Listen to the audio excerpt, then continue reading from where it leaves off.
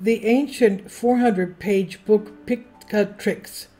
It's an ancient text that reveals how to obtain energy from the universe. Now, Picatrix, Latin name used for 400-page book of magic. The ancients used to call it art, but it's actually magic and astrology, originally written in Arabic under the title Gihai al-Hakim. Most scholars assume was originally written in the middle of the 11th century, though an argument for composition in the first half of the 10th century. Arabic title translations, the aim of the sage, or the goal of the wise.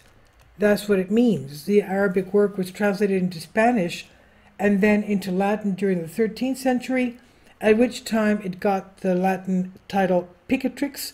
The book's title, Picatrix, is also sometimes used to refer to the book's author. It's a composite work that synthesizes older works on magic and astrology. One of the most influential interpretations suggests it's been regarded as a handbook of talismanic magic.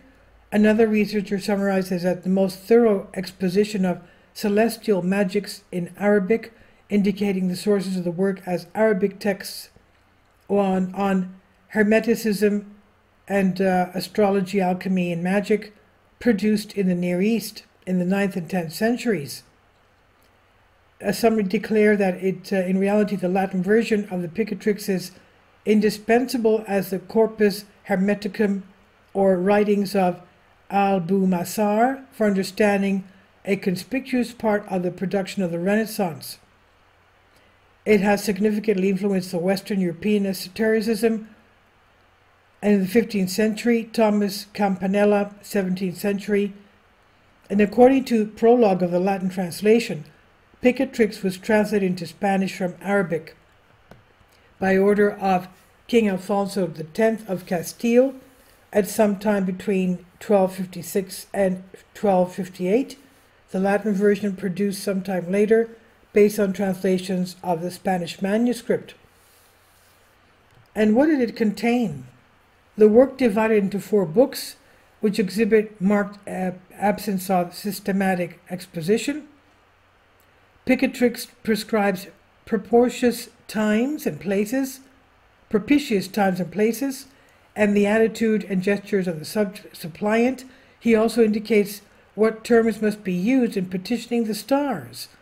As an example, Sesnek then reproduced a prayer to Saturn from the work, noting that Fisaxi has pointed out that this invocation exhibits, quote, the ancient and even the very terms of a Greek astrological prayer to Kronos, Kronos meaning in Greek Saturn, and quote.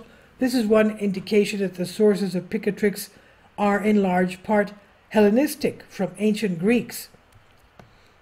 And according to Garin, the work's points of departure is the unity of reality divided into symmetrical corresponding degrees, planes, and worlds. A reality sketched between 2 poles, the original one, God, the source of all existence, and man, the microcosm, who with his science brings the dispersion back to its origin, identifying and using their correspondences. The authorship and significance. An Arab historian, Ibn Khaldun, in his Muqaddimah, ascribed the author of the Picatrix, referring to the original Arabic version. More recent attributes range from the Arabic version is anonymous to reiterations of the old, claiming that the author is celebrated astronomer mathematician Abu-i-Qasim. One recent study suggests that the authorship of this work should be attributed to someone else who died 353 or 946. According to the Ibn al-Faradi, was a man of charms and talismans. And the anticipation of the experimental method.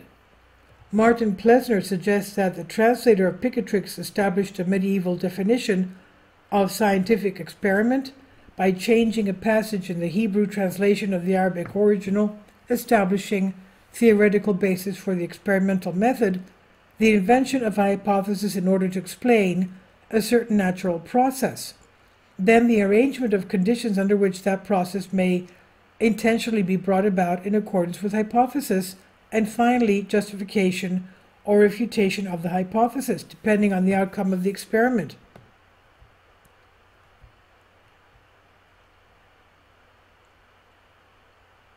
Now, all perceived Picatrix as a text that embodied both a strong alternative program of the study of nature and a strong cultural program for challenging European culture from outside. In imagining this alternative, they eventually returned their science to its historical point of origin, to the East. And Ficcio, Agrippa, and in a sense Campanella pushed the argument further, laying a foundation for a heliocentric worldview, that is, that the planets go around the sun, initiating the search for the hidden forces of nature, and casting the magical virtuoso as a godfather of natural philosophy.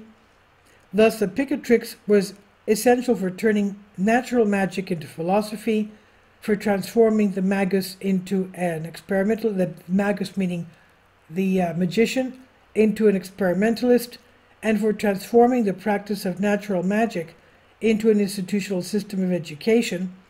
It inspired the proposal that scholars shift their focus from scholasticism to the distant sources of natural magic.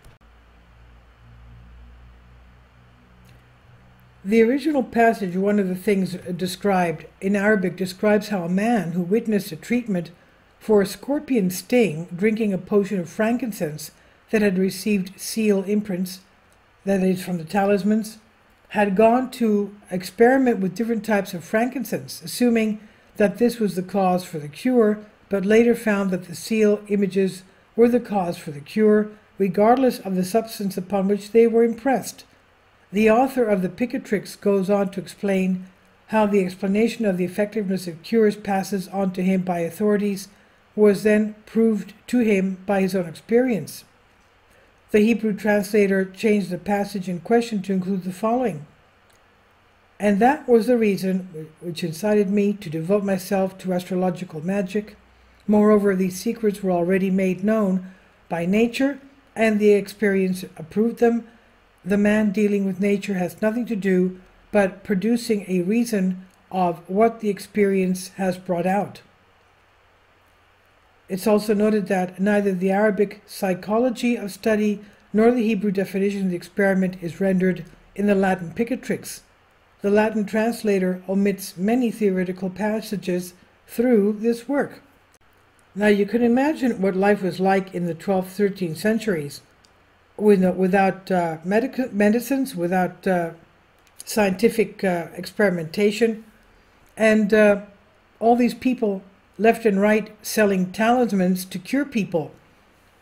So this was life about 800 years ago. You can imagine. This is on Wikipedia. Please leave your comments, and thank you for your support. Please support my Patreon account. The daily posts are 5 videos daily, and they are totally different from what I have on my YouTube channel.